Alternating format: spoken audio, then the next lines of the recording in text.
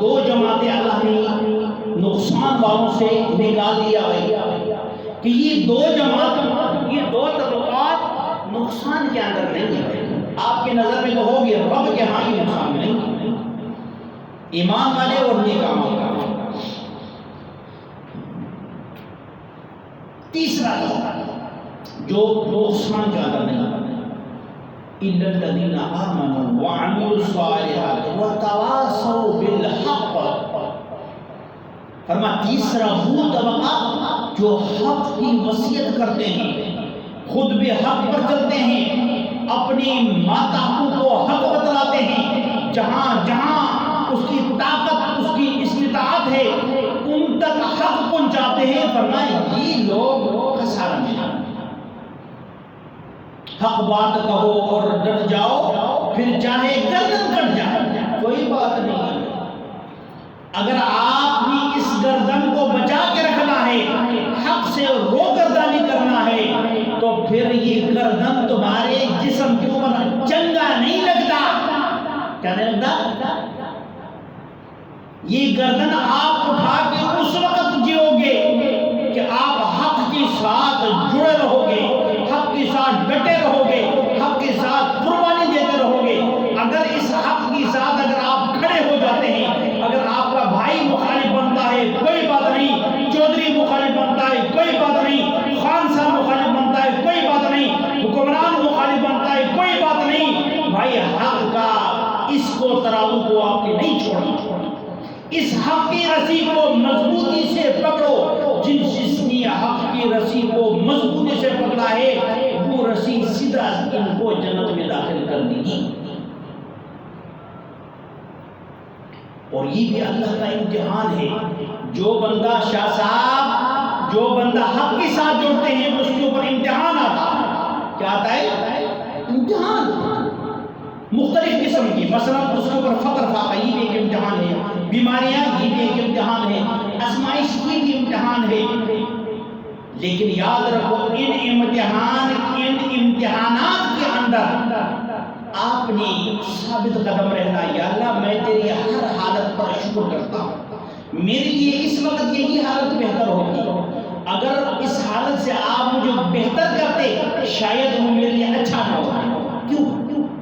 اس لیے ایک ماں، کیا بھائی ایک ماں اپنی بچے سے کتنی محبت کرتی ہے؟ جب بچہ بیمار ہوتی یا ہوتا ہے، بچی بیمار ہوتی ہے، بچہ بیمار ہوتا ہے، ماں کو نیند نہیں آتی، بچہ پائے سو جائے، ماں اللہ کا سامنے سوچتی، جب تک اس کی بچی کو جب تک سکون نہیں ملے گا ماں بے چین بے قرار۔ اگر بچہ کسی آگ کی چولہے کے قریب ہے، ماں سارا فکر بچے کے اوپر ہوتے کہیں آگ میں نہ لگا دے۔ اور اس ماں کو پیدا کرنے والا وہ میرا رب ہے، اس کی دل میں اولاد کی محبت ڈالنے والا بھی وہ کریم رب ہے۔ اور رب نے فرمایا کہ میرے بندے میں نے تجھے ایک ماں جیسے نعمت عطا فرمائی ہے، یہ ماں اپنی اس بچے سے محبت کرتی ہے، لیکن یاد رکھیں میں اپنی بندیوں سے اس جیسے 70 ماؤں کی محبت کے برابر محبت کرتا ہوں۔ ایک ماں کی محبت کی ہم اس کا حد بیان نہیں کر سکتے ہیں، اس کو ایک تصویر کی شکل میں لوگوں کے سامنے بیان کرنا مشکل ہوتا ہے۔ فرمان رب کہتا ہے میرے بندے اس ماں جتنی محبت ہے نا اتنے 70 گنا زیادہ میں اپنی بندیوں سے محبت کرتا ہوں۔ کیا کرتا ہوں بھائی؟ جب وہ رب ہم سے اتنا محبت رکھے، اس کا جب اتنا تعلق آ جائے، اللہ کی قسم وہ ہمارا کبھی برا نہیں سوچے گا۔ ہم جس حالت میں ہوں گے وہی حالت ہمارے لیے بہتر ہوگی۔ اگر اس سے کوئی اور بہتر ہوگی، ہمارا رب اتنا کریم ہے، اتنا پیار کرنے والا ہے کہ ہمیں اس حالت میں رکھتا ہے۔ ارے صاحب اگر آج ہمارے نیچے جناب BMW ہو، 4 گاڑی سیکورٹی کے آگے ہو، 4 پیچھے ہو، جب آپ گاڑی سے نیچے اترے تو لوگ سلام کرنے کے لیے کھڑے ہو جائے، اللہ کی قسم اس وقت یہ حالت ہمارے لیے بہتر نہیں ہے، اگر ہوتی تو میرا رب اتنا کریم ہے کہ ہمیں اسی حالت میں رکھتا۔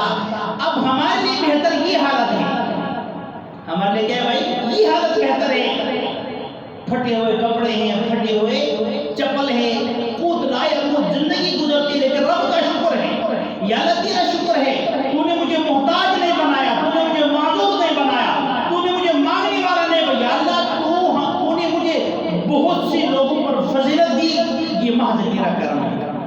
اس لیے اللہ کے نبی نے فرمایا کہ میرے امتی کبھی بھی اپنی سے اونچے لوگوں کی طرف مت دیکھا، اگر آپ کی نظر ادھر جناب گاڑی والوں کی طرف ہوں گے تو پھر آپ کبھی بھی شکر ادا نہیں کرتے، آپ شکر گزار بندہ نہیں بن سکتے۔ ایک اللہ والے کا واقعہ ہے، اس کے پاس مسجد کے لیے نماز پڑھنے کے لیکن اتنی گرم دھوپ ہے کہ پاؤں میں جوتی نہیں ہے، اب وہ ننگے پاؤں مسجد کی طرف آ رہا ہے، دل کے اندر خیال پیدا ہوا، یا اللہ تو کریم ذات ہے، اتنا تو عطا کر دے کہ جوتی تو ہو، کم از کم یہ پاؤں جو ہے اس گرمی کے حرارت سے تپس سے محفوظ، دل کے اندر یہ خیال غیر ارادی طور پہ آیا۔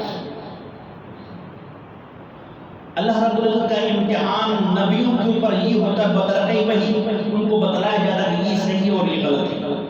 اللہ کے ولیوں کے اوپر امتحان ہوتا ہے کشف کے ذریعے سے، الہام کی، ان کی دل کے اندر یا ان کے سامنے وہ اس کی ارادہ کی عکس رب دکھاتا ہے، تو یوں ہی وہ مسجد کے دروازے تک پہنچا تو اس کی نظر ایک ایسے بندے پر پڑی جس کی دونوں پاؤں نہیں ہے، وہ رینگتے ہوئے مسجد کی طرف آ رہا ہے، تو انہوں نے آسمان کی طرف دیا، اللہ تیرا شکر ہے تو نے مجھے اس جیسا تو نہیں بنایا۔ اس لیے حدیث کے اندر آتا ہے کہ جب آپ کسی بیمار کو دیکھیں وہاں دعا یہ پڑھے، الحمدللہ الذی عافانی مما ابتلاک بہ وفضلنی علی کثیر ممن خلق تفضیلا، الحمدللہ الذی عافانی، تمام تعریف اس ذات کے لیے جس نے مجھے عافیت والی زندگی دی، کوئی ایسی بیماری نہیں ہے، کئی لوگ مالدار ارب پتی کھرب پتی لوگ ہیں جن کو لا علاج بیماری لاحق ہے، وہ کہتا ہم اپنی ساری دولت قربان کریں اللہ یہ بیماری تو ہٹا دے، لیکن نہیں، آج ہمارے پاس چلو دولت تو نہیں ہے لیکن اللہ نے ہمیں صحت تو عطا فرمائی ہے، تو تمام دولتوں میں سب سے بڑی دولت تو صحت ہے۔ الحمدللہ الذی عافانی، تمام تعریف اس ذات کے لیے جس نے ہمیں عافیت عطا فرمائی، مما ابتلاک بہ، آپ نے کسی مریض کو دیکھا، بیمار کو دیکھا، معذور کو دیکھا اور بیمار عافیت دی اس سے جس سے آپ نے اپنے اس بندے کو بندیوں کو اس بیماری کے اندر مبتلا کیا، یا اللہ تو نے مجھے عافیت دی، یا اللہ تیرا شکر ہے، وفضلنی علی کثیر ممن خلق تفضیلا، اے میرے کریم رب ہم تیرے شکر گزار ہیں کہ تو نے ہمیں بہت سے لوگوں پر فضیلت عطا فرمائی، بہت سے لوگوں پر فضیلت عطا فرمائی۔ یہ دعا پڑھا کریں۔ کچھ لوگ ہوتے ہیں سادہ تصور جب جاتے ہیں ہاسپٹل اپنے کسی دوست بیمار کے جناب بیمار اسی کے لیے